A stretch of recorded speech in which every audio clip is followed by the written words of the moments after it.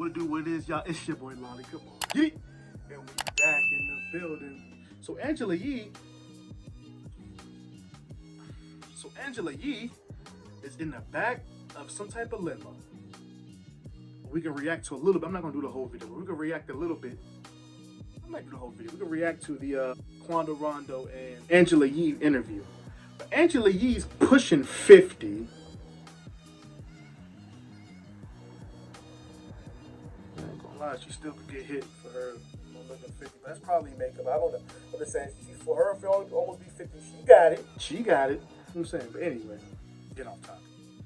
You're 50 years old,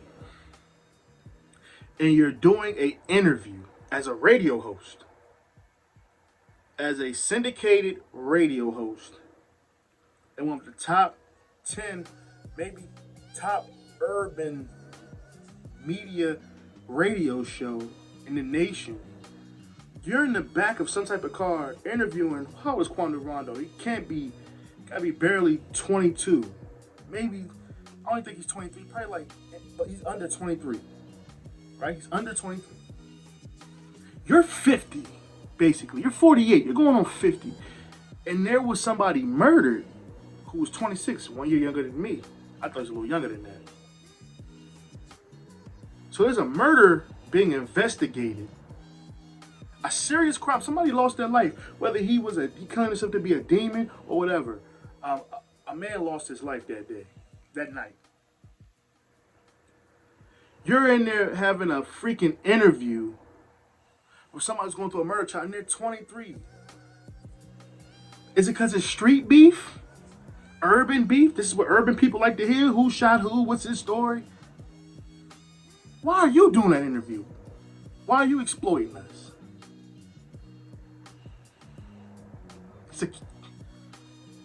To you, they're kids. How do you feel being 48, interviewing Quando Rondo about his friend killing somebody? Even though Quando Rondo says something, you don't know he's young. His mind's going 100 places. His man caught a body, his man's out. He's probably scared. He ain't gonna admit that he's scared for his life, but people are after him. And you doing an interview with him. Trying to catch him up, hem him up.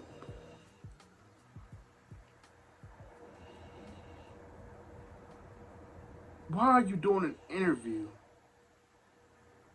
about a rap, somebody 20 years younger than you, a young man to you?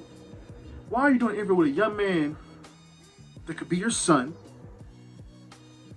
involved in the murder of another black male that could be your son?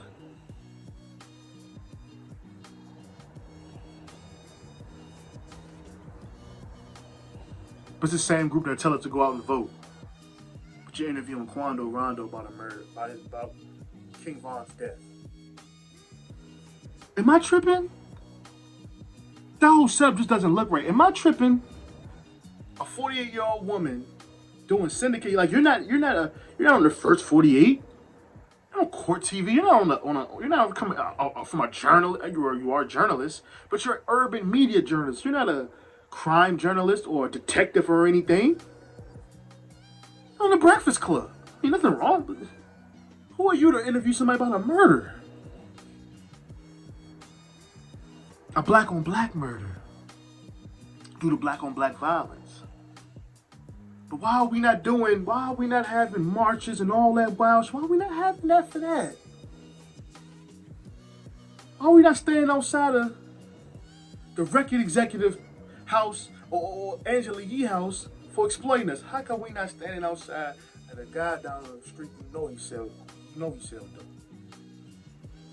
You know people who got relatives who are trying to get off drugs, battling with drug addiction. You probably had an uncle or a cousin or a grandfather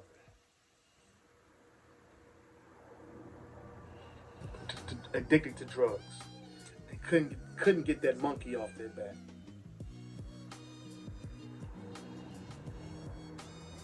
You know what drugs has done in our community?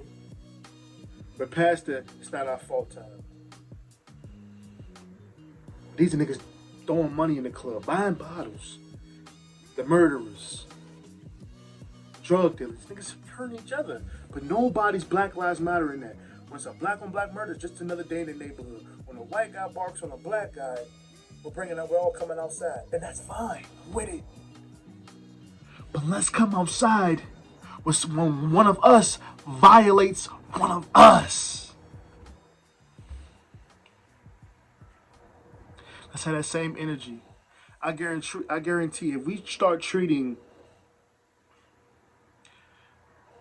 people doing harm to us, such as drug dealers, because the gang stuff go deep. I don't want to just demonize gang members. I don't just want to do that.